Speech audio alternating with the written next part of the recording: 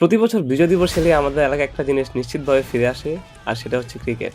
শুধু খেলা না, আবেগ, প্রতিদ্বন্দ্বিতা ও বন্ধুত্বের লড়াই।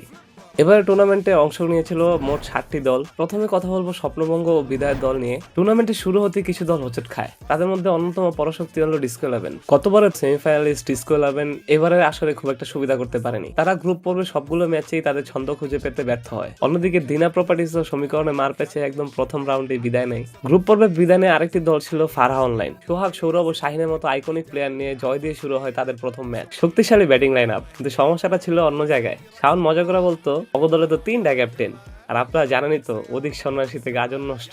ছন্দ হারিয়ে সিন্ডিকেটের সাথে ম্যাচ হেরে বিদায় নেয় ফারহা অনলাইন। শুরুতেই বাদ পড়লেও টুর্নামেন্টে তাদের অংশগ্রহণ টুর্নামেন্টটাকে আরো রঙিন করে তোলে। গ্রুপ পর্বে যদি কোনো দল রাজত্ব করে থাকে সেটা হচ্ছে এফএস সিক্সার্স। ববি ভাই ও সিয়ামের নেতৃত্বে তারা ছিল অপ্রতিরোধ্য। টানা 4টি থেকে 4টি জয় নিয়ে প্রথম দল হিসেবে সেমিফাইনাল নিশ্চিত করে FS Sixers. Bowling, batting, fielding সবখানেই ছিল তাদের চমৎকার ব্যালেন্স। সবাই ভাবছিল হয়তো এফএস সিক্সার্স ছুঁয়ে ফেলেছে ট্রফি, কিন্তু ক্রিকেট একটা অনিশ্চয়তার খেলা, আরেকভাবে বলতে গেলে গোল বলের খেলা।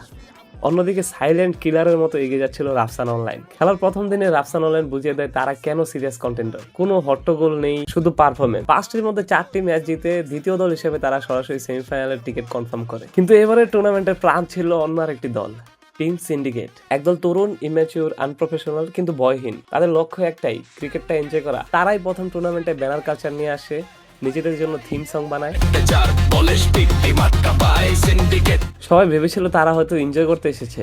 এইচআরএস এর মতো প্রথম ম্যাচ হারলেও পরবর্তীতে 4টি থেকে 4টি ম্যাচ জিতে তারা সরাসরি সেমিফাইনালের জন্য তৃতীয় দল হিসেবে কোয়ালিফাই করে। এক্সপেকটেশনের বাইরে গিয়ে টিম সিন্ডিকেট প্রমাণ করে যে হার জিত নয়, সাহসী আসল। এবার আসে এই গল্পের মূল নায়কদের কথায়, এইচআরএস ওয়ারিয়র্স। তাদের জার্নিটা এই টুর্নামেন্টটাকে সম্পূর্ণ একটা আলাদা রূপ দেয়। গল্পটা অনেকটা কাতার বিশ্বকাপের আর্জেন্টিনার মতো। এইচআরএস শুরু করে প্রথম 2 ম্যাচে 2টিতেই হার দিয়ে সবাই যখন তাদেরকে বাতিলের খাতায় ফেলে দেয়, ঠিক তখনই জ্বলে উঠলো তারা। হয়তো সিন্ডিকেটের বানানো থিম সং দিয়ে নতুন জোশ এসেছিল তাদের রক্তে।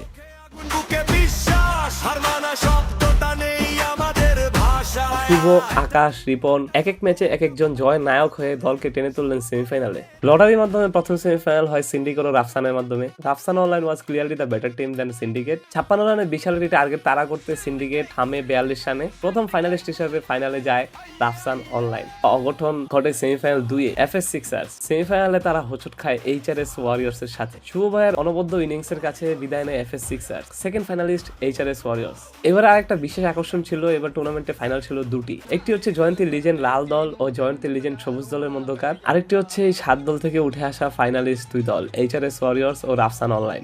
Final match. প্রথমে ব্যাটিং করে হাইওয়ে দায়িত্বশীল ব্যাটিং এ রাফসান অনলাইন 37 রান সংগ্রহ করে এবং 38 রানে একটি টার্গেট ছুড়ে দেয়। ফাইনালে স্নায়ুর চাপ সামলে রিপন ভাই খেলেন একটি অবিশ্বাস্য ইনিংস। অবশেষে সব জল্পনা কল্পনার অবসান ঘটিয়ে দীর্ঘ 5 বছর পর এইচআরএস ওয়ারিয়র্স চ্যাম্পিয়ন হয়। কনক্লুশনে এসে বলতে হয়, এই টুর্নামেন্টে কেউ জিতেছে ট্রফি, কেউ জিতেছে হৃদয়। এফএস সিক্সার্স দেখিয়েছে দাপট, সিন্ডিকেট দেখিয়েছে কিভাবে উপভোগ করতে হয় খেলা, আর এইচআরএস ওয়ারিয়র্স শিখিয়েছে হাল ছিল না বন্ধু, শেষটা এসে দেখো। হার জিত ছাপিয়ে 16 ডিসেম্বর জয় হয়েছে আমাদের সবার, জয় হয়েছে ক্রিকেটের। দেখা হবে আগামী আসরে নতুন কোনো গল্পের অপেক্ষায়।